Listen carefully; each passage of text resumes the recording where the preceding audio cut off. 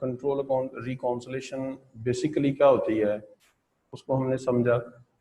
एक दफ़ा हम इसको रिवाइज कर लेते हैं कि what is basically control account reconciliation.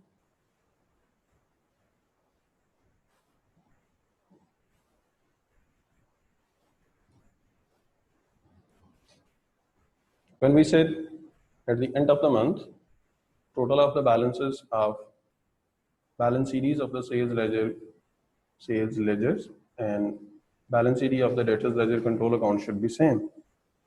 इस पे हमने काफ़ी बात की थी कि जी इंडिविजुअल अकाउंट्स उसकी एक लिस्ट बना ली जाए और उसका total, and on the second side जो डेटर्स लेजर कंट्रोल अकाउंट है उसका बैलेंस सीरीज इन दोनों को सेम होना चाहिए। और अगर ये सेम ना हो तो हम लोग कंट्रोल अकाउंट रिकॉन्सिलेशन बनाते हैं। ये बनाते कैसे हैं?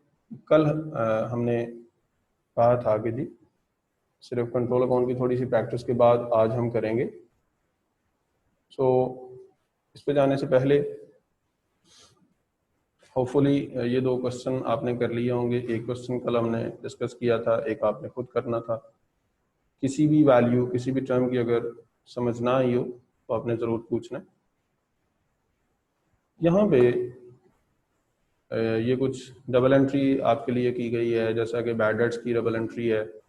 वी नो वेरी वेल कि जी बैड डेट्स डेबिट और debtors laser control account credit, ये बेसिक लेवल की एंट्रीज हैं। और डायरेक्ट आप इनकम स्टेटमेंट डेबिट कर दें और debtors laser control account credit कर दें। इसी तरह से डिस्काउंट अलाउड, ये भी थोड़ी देर में हम देखेंगे कि इसकी हमें कहाँ पे ज़रूरत पड़ेगी।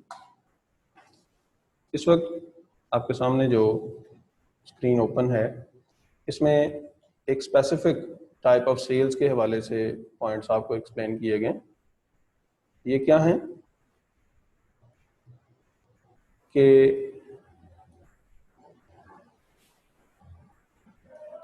here is sales on return basis, sales on return basis। ये sales on return basis क्या होते हैं? A sale of stock with the option sale on return basis is not recorded in the records until, कि वो cell जो हम customer को cell करते हैं और साथ ही ऑप्शन देते हैं कि you have the choice, you have the option of return, just check the products like 3 days 5 days। अगर आपको कोई भी इशू हो तो आप वो स्टॉक रिटर्न कर सकते हैं। अब ये जब हम ऑप्शन देते हैं अपने कस्टमर्स को, देन द थिंग इज कि व्हाट टू डू, क्या हम उसी वक्त रिकॉर्डिंग कर लेंगे या कुछ वेट करेंगे? तो देखें इसी पॉइंट को एक्सप्लेन किया गया कि जब हमने ऐसी सेल्स करनी है जिसके साथ रिटर्न की ऑप्शन भी अटैच है तो ये सेल हम फौरन रिकॉर्ड नहीं करेंगे। फौरन रिकॉर्ड नहीं करेंगे तो कब करेंगे? हम दो पॉइंट्स पे फोकस करेंगे। नंबर वन कि any statement from the customer that he और she has adopted the stock and will not return.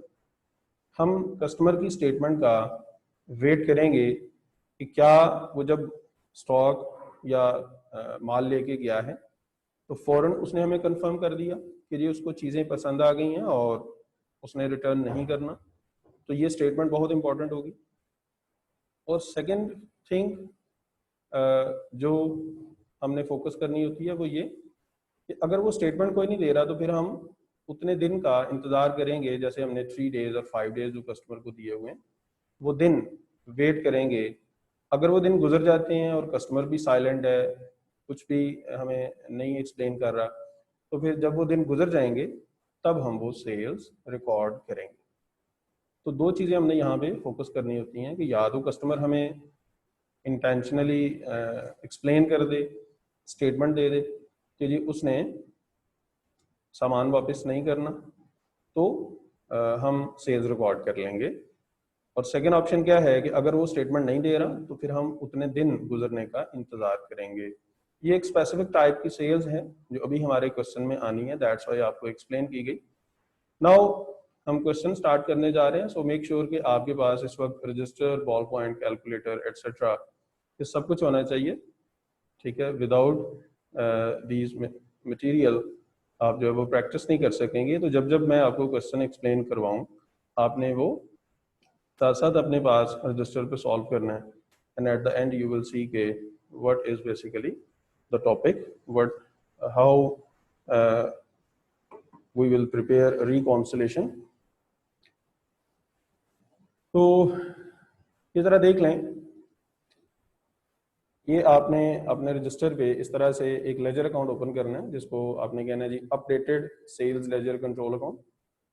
Updated sales ledger control account, आप जैसे आप टी अकाउंट बनाते हो वैसे ही एक पेज पे आप ये टी अकाउंट बना लें। You can specify the half page, और जो सेकंड हाफ पेज है या नेक्स्ट पेज है उस पर आप हेडिंग दे दें total of the sales ledger balances. ठीक है, ये मैं अभी आपको बताता हूँ कि वैल्यूज कहाँ से आई हैं। हम एक क्वेश्चन करेंगे, ठीक है। तो फिर देख लें, एक आपने बनाना है debtors updated sales ledger. Updated means इसको हम revised sales ledger control account भी कह सकते हैं। और साथ ही हमने बनाने हैं ये जो total of the sales ledger balances. तो क्वेश्चन पे आते हैं जी।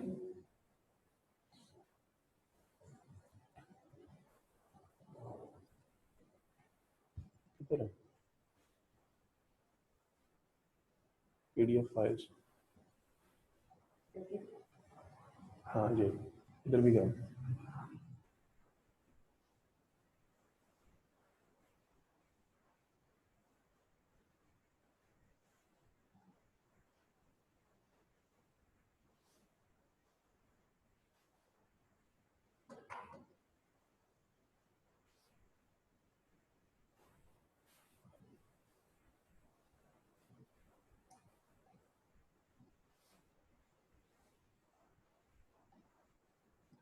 डेस्कटॉप दे तो रहा है, ये डेस्कटॉप है,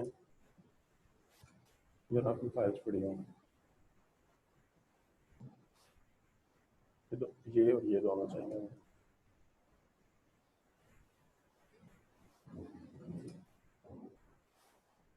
ठीक,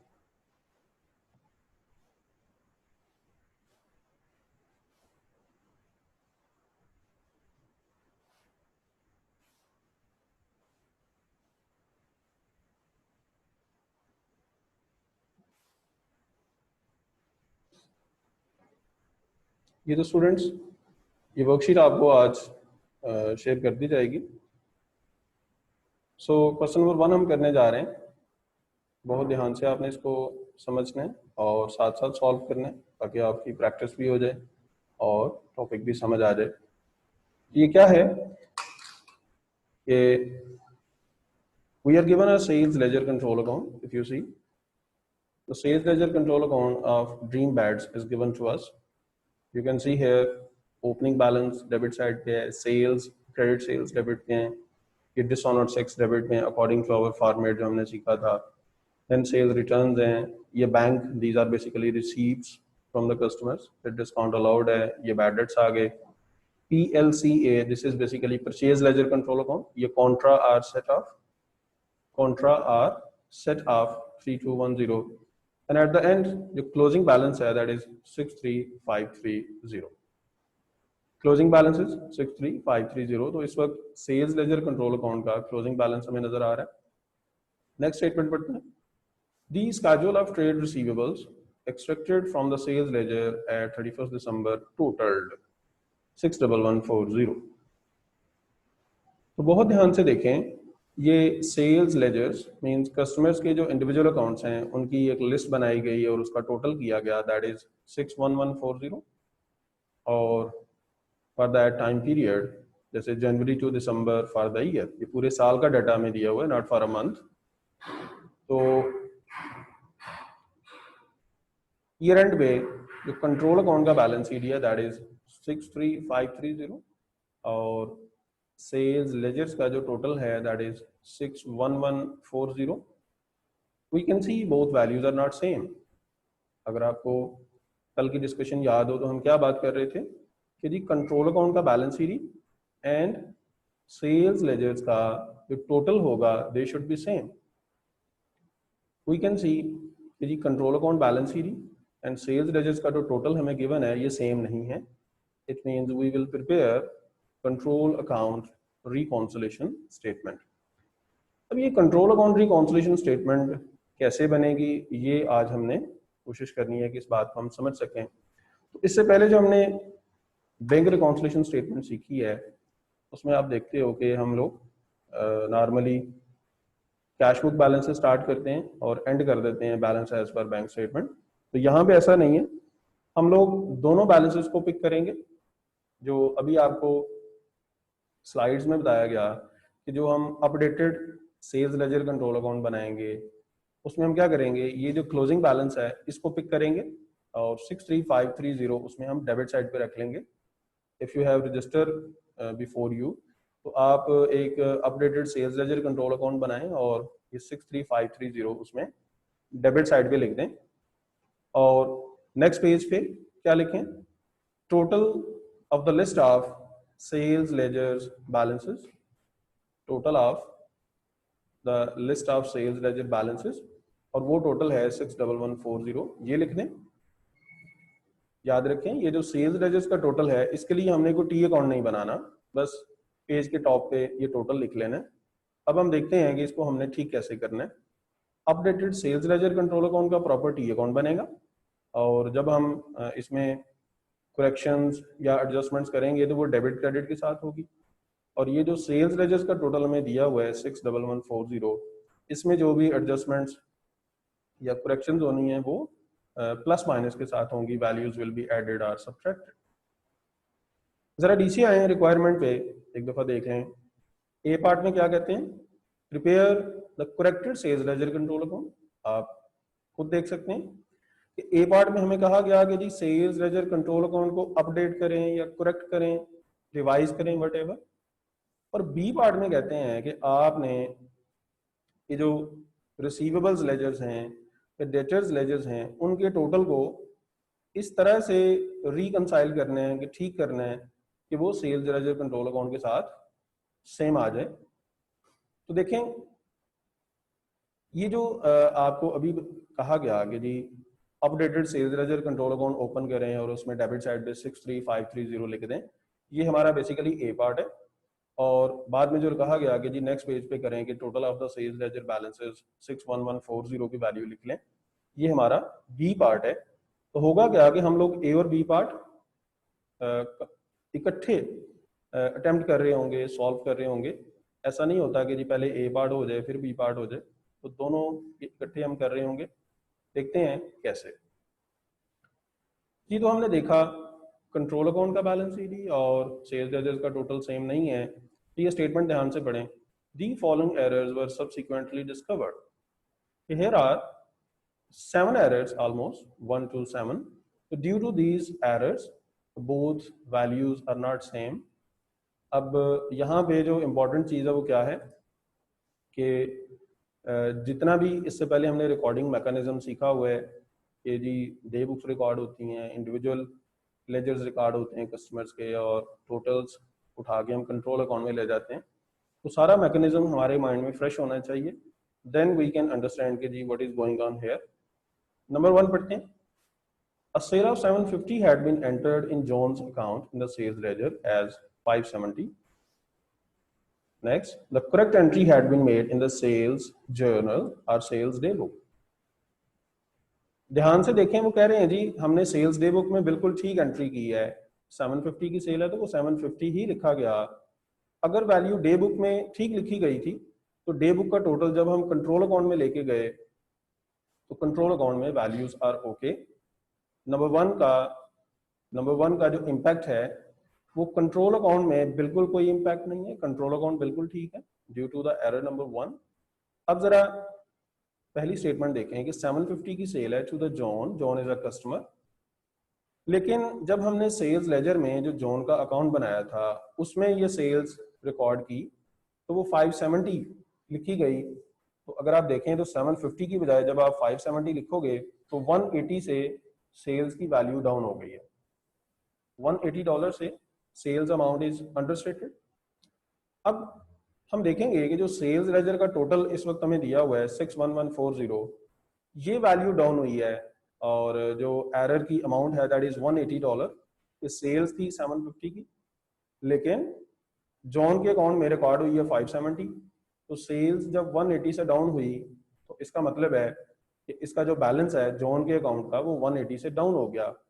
तो इस तरह से हम क्या करेंगे, बी पार्ट में जाएंगे जहां पे हमने total of the sales ledger balance लिखा हुआ है 61140, और उसके नीचे लिख देंगे ऐड, लेफ्ट साइड पे लिख देंगे ऐड, आगे लिखें सेल्स, और अमाउंट ऐड हो जाएगी 180।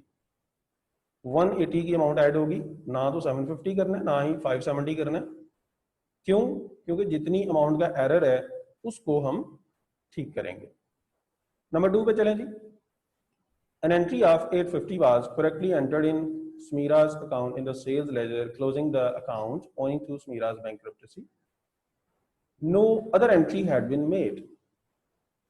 बहुत ध्यान से देखें कि स्मीरा इज आवर कस्टमर, और उससे जो रिसीवेबल था that was 850, and at any date Smeera का जो बिजनेस है वो बैंकरप्ट हो गया, मींस कि ये हमारा इररिकवरेबल डेट हो गया, बैड डेट हो गया कि हमें ये पैसे नहीं मिलने।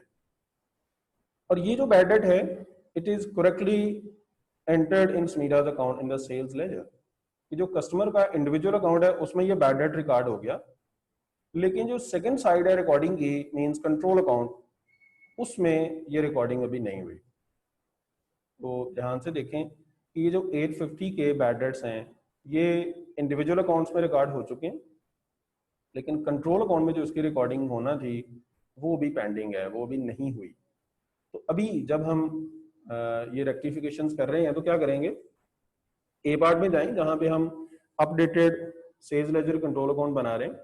तो उसमें हम क्या करेंगे, क्रेडिट साइड पे इररिकवरेबल डेट्स या बैड डेट्स 850 लिख देंगे क्रेडिट साइड पे। एज वी नो वेल कि जो इररिकवरेबल डेट्स हैं वो कंट्रोल अकाउंट में, सेल्स लेजर कंट्रोल अकाउंट में क्रेडिट साइड पे आते हैं। नंबर 3 पे आ जाएं। A sum of 120 discount allowed had been debited to each account in the sales ledger. The correct entry had been made in the cash book. तो ध्यान से देखें, अगर कैश बुक में एंट्री करेक्टली रिकॉर्डेड है तो इट मींस के control account में वैल्यू बिल्कुल ओके है। डिस्काउंट अलाउड अगर कैश बुक में ठीक है तो कैश बुक में जो टोटल अमाउंट होगी, टोटल डिस्काउंट अलाउड की अमाउंट होगी, वो हमने कंट्रोल अकाउंट में आगे लेके जानी होती है क्रेडिट साइड पे, तो वहां पे बिल्कुल ठीक है। क्योंकि डे बुक में अगर वैल्यू ठीक रिकॉर्ड हुई तो कंट्रोल अकाउंट में भी ठीक होगी। So where is the error? Error is in sales ledgers, means जहां पे कस्टमर्स के इंडिविजुअल अकाउंट्स बनते हैं। तो देखें 120 जो डिस्काउंट अलाउड है इसकी अगर आप डबल एंट्री सोचें तो डबल एंट्री क्या है कि डिस्काउंट अलाउड को डेबिट करें और कस्टमर अकाउंट को क्रेडिट करें, लेकिन हमने बाई मिस्टेक क्या किया, कस्टमर अकाउंट को भी डेबिट कर दिया विद $120। तो फिर से देखें, हमने जो डिस्काउंट अलाउड रिकॉर्ड करना था कस्टमर के अकाउंट में, तो कस्टमर अकाउंट क्रेडिट करना चाहिए था लेकिन हमने उसको डेबिट कर दिया। डिस्काउंट अलाउड जो डेबिट हुआ वो बिल्कुल ठीक है, लेकिन जो इंडिविजुअल अकाउंट है कस्टमर का उसको क्रेडिट करने की बजाय हमने डेबिट किया। तो जरा सोचें इस एरर का इम्पैक्ट क्या होगा कि जो हमारे सेल्स लेजर्स का टोटल है दिस 161140, दिस इज ओवरस्टेटेड, क्योंकि जो वैल्यू क्रेडिट साइड पे आनी थी वो हमने डेबिट साइड पे लिख दी, और जो ओवरस्टेट हुआ वो डबल अमाउंट से ओवरस्टेट होगा, क्योंकि एक तो क्रेडिट साइड पे 120 नहीं लिखा गया और अगर लिखा भी गया तो वो डेबिट साइड पे लिख दिया। तो 120 को डबल कर लें 240 से ये सेल्स लेजर्स का टोटल ओवरस्टेटेड है। अगर ये ओवरस्टेटेड है तो करेक्शन कैसे होगी कि आप बी पार्ट में जाएंगे जहां पे हम सेल्स लेजर्स बैलेंसेस टोटल को ठीक कर रहे हैं। तो नीचे लिखेंगे आप लेफ्ट साइड पे सेल्स, लेफ्ट साइड पे लिखेंगे लेस, हमने ये वैल्यू सब्ट्रैक्ट करनी है, लेस करनी है। आगे लिखें डिस्काउंट अलाउड और 240 की अमाउंट जो है वो हम लेस करवा देंगे from the total of sales ledgers 61140। Number 4 पे आ जाएं। यहाँ पे रिचर्ड का अकाउंट में दिया हुआ है और ये परचेज लेजर में भी है और सेल्स लेजर में भी है।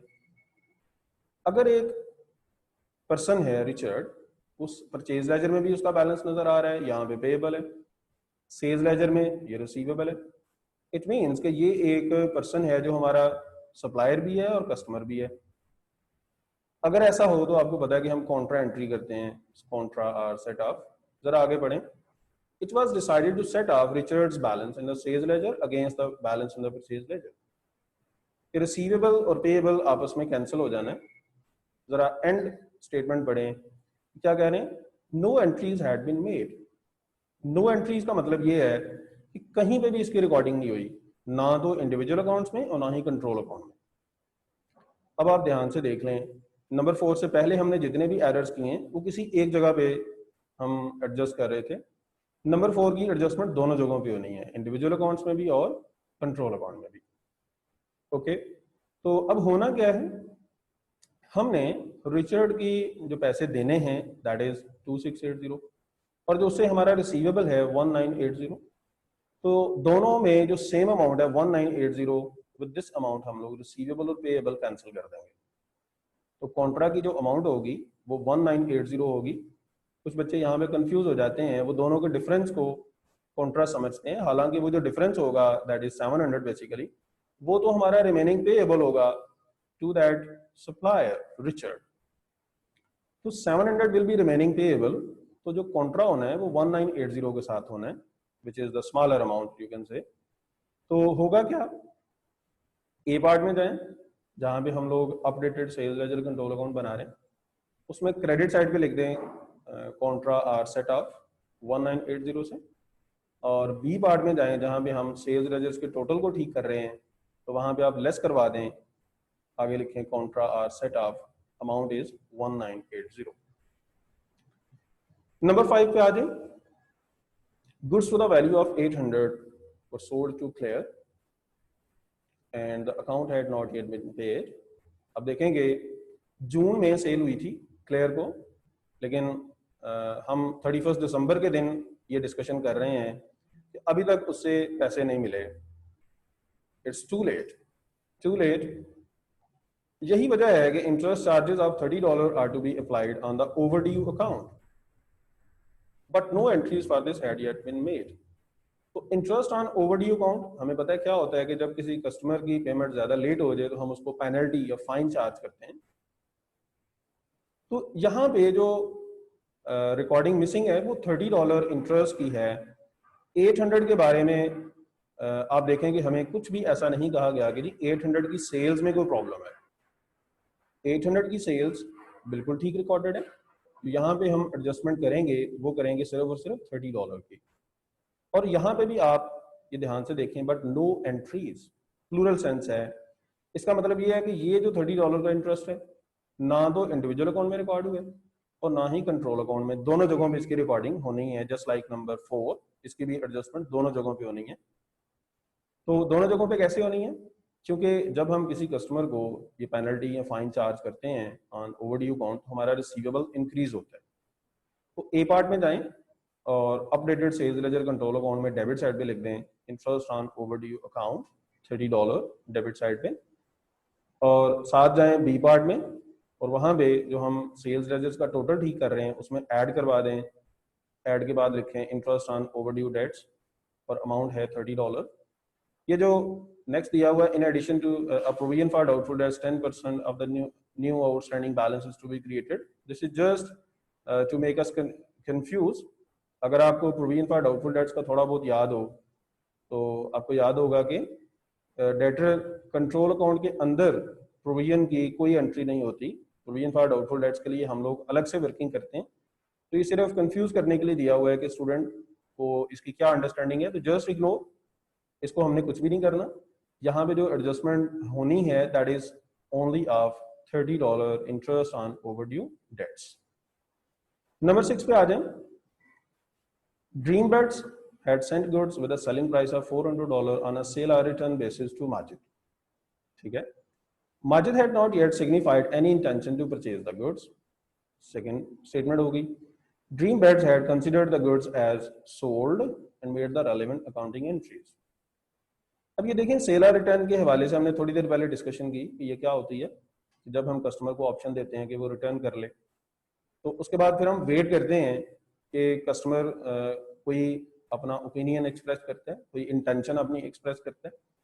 तो हम देख सकते हैं कि Majid had not yet signified any intention to purchase the goods. Majid ने अभी हमें बिल्कुल भी कंफर्म नहीं किया था कि उसने ये स्टॉक रखने या वापस करने, लेकिन ड्रीम बर्ड्स वालों ने समझा कि जी ठीक है चीज़ें सेल हो गई और फॉरेन सेल्स की रिकॉर्डिंग कर दी, जो कि अभी नहीं करनी थी, हमें वेट करना था उसकी इंटेंशन का। अब देखें ये क्या हुआ कि सेल हुई है और हमने रिकॉर्डिंग भी करवा दी है। हमने ये रिकॉर्डेड सेल्स को अपने बैलेंसेस में से, अपनी बुक्स में से रिमूव करवाना है, क्योंकि ये सेल अभी रिकॉर्ड नहीं होनी चाहिए थी। तो क्या करेंगे, जब हम जाएंगे a part updated sales ledger control account में, तो हमें पता है कि सेल्स डेबिट साइड पे आती हैं, तो उसमें क्रेडिट साइड पे आप लिख दें और लिखें सेल आर रिटर्न बेसिस, आगे लिख दें $400 कि जो सेल्स डेबिट साइड पे आ चुकी हैं उनको अब हम रिमूव कर रहे हैं, क्रेडिट साइड पे लिख दें सेल आर रिटर्न बेसिस और 400। इसी तरह से बी पार्ट में जाएं, total of the sales ledgers, उसमें से भी लेस करवा दें और आगे लिखें sale or return basis $400। Number 7 पे आ जाएं, एक पेज है जी सेल्स रिटर्न्स जर्नल का, had been under cost by $1,600, no correction had yet been made। तो ध्यान से देखें, सबसे पहली बात ये सेल्स रिटर्न्स की बात हो रही है और ये टोटल है अंडर कॉस्ट। अंडर कॉस्ट का मतलब है अंडर टोटल। तो हमें पता है कि जो टोटल अमाउंट्स हैं, जो टोटल वैल्यूज हैं, they do become part of control accounts, क्योंकि सेल्स लेजर्स में तो इंडिविजुअल एंट्रीज रिकॉर्ड होती हैं। तो अगर टोटल में ये एरर हुआ है तो इसका मतलब है कि ये एरर कंट्रोल अकाउंट का है, not of the individual accounts. तो इंडिविजुअल अकाउंट में नंबर 7 का कोई रेक्टिफिकेशन, कोई एडजस्टमेंट नहीं है। This is only with control account A part में, जो अपडेटेड आप लोग सेल्स लेजर कंट्रोल अकाउंट बना रहे हैं। तो उसको हम क्या करेंगे, क्रेडिट साइड पे जो सेल्स रिटर्न्स आनी थी वो वैल्यू डाउन हो गई थी, तो हम क्रेडिट साइड पे मजीद सेल्स रिटर्न्स लिख देंगे $1,600 के साथ। दोबारा से देख लें, क्रेडिट साइड पे हम updated sales ledger control account में सेल्स रिटर्न्स लिख लेंगे $1,600। After these adjustments, A part में हमने updated sales ledger control account में डेबिट क्रेडिट वैल्यूज की, और बी पार्ट में हमने जो इंडिविजुअल अकाउंट्स सेल्स लेजर्स का टोटल है उसमें वैल्यूज प्लस माइनस की। तो आप देखेंगे कि आफ्टर दीज एडजस्टमेंट्स जो सेल्स लेजर कंट्रोल अकाउंट का न्यू बैलेंस निकलेगा और बी पार्ट में जो सेल्स लेजर्स टोटल का न्यू टोटल निकलेगा, they will be same, they will be same. इसको मैं थोड़ा सा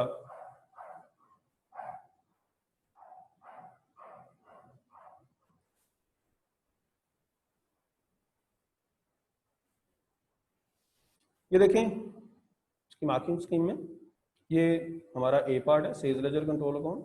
this was the balance in question में जो गिवन था, इसमें हमने डेबिट क्रेडिट किया तो एंड बैलेंस आ गया 58730।